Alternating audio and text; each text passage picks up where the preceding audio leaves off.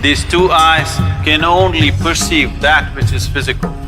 The third eye is an inward-focused eye. Your lustfulness, your desiring nature never ever stood outside, it only stood inside.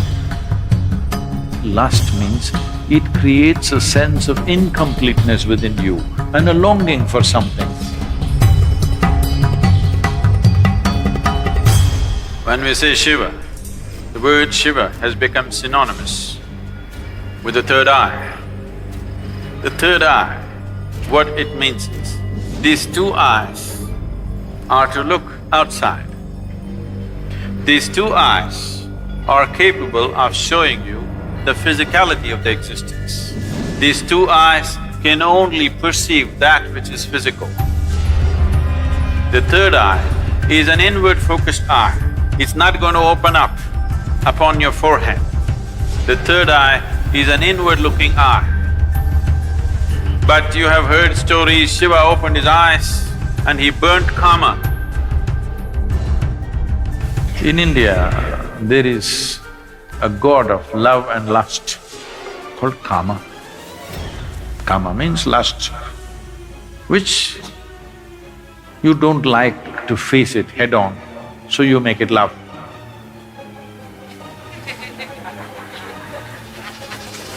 Because you need some aesthetic to it. So, he hides behind a tree and shoots an arrow at Shiva's heart. Tuck, it hits him and Shiva gets a little disturbed. Then he sees it's Kama. That is, it's his own lust coming up. Then he opened up his third eye, a fiery eye, and burnt Kama. He was hiding behind the tree, but he was burnt into ashes. Then Shiva took the ashes of this burnt Kama and smeared himself. That I have put these things to rest for good. That is the general story told to the people. But you tell me, your lust arises within you or behind the tree? No, you may go behind the tree, that's another matter.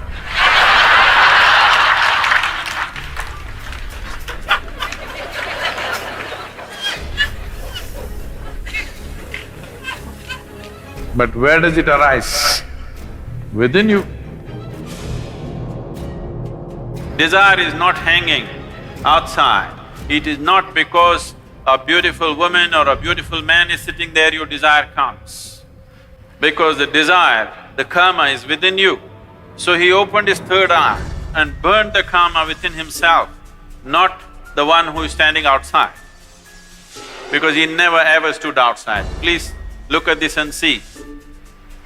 Your lustfulness, your desiring nature never ever stood outside, it only stood inside.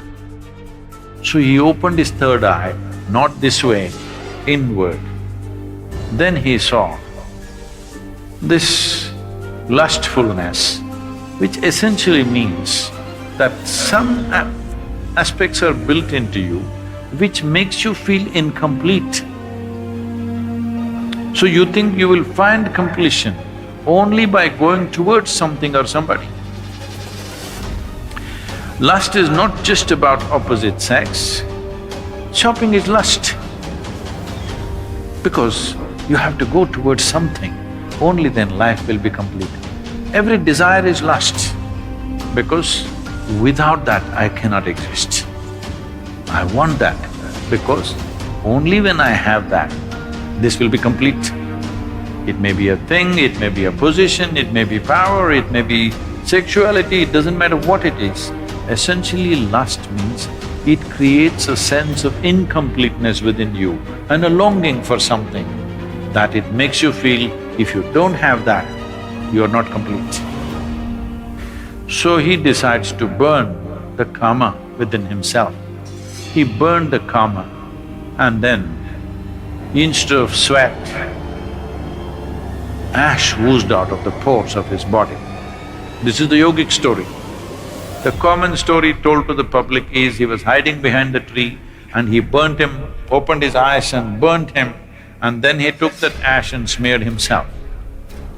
The yogic dimension of the story is, karma arose within him, he opened his third eye, burnt him, and then ash slowly oozed out of his body, clearly showing him everything is laid to rest.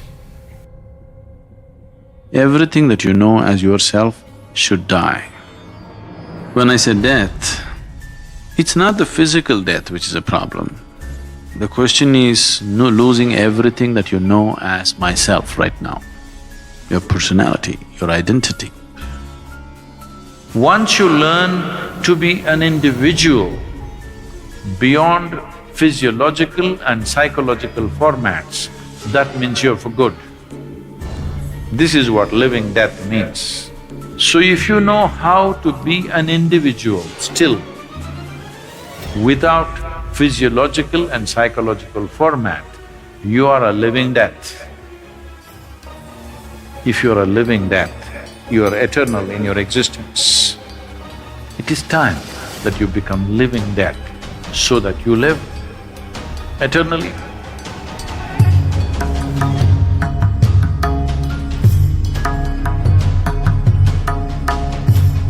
But there's a certain dimension of consciousness which can go beyond time. Yama came to claim his life. Markandeya, who knew the ways of life, just did one simple act. They say he continued to live as a 15-year-old because he came in touch with that dimension of consciousness which we refer to as Kala Bhairav.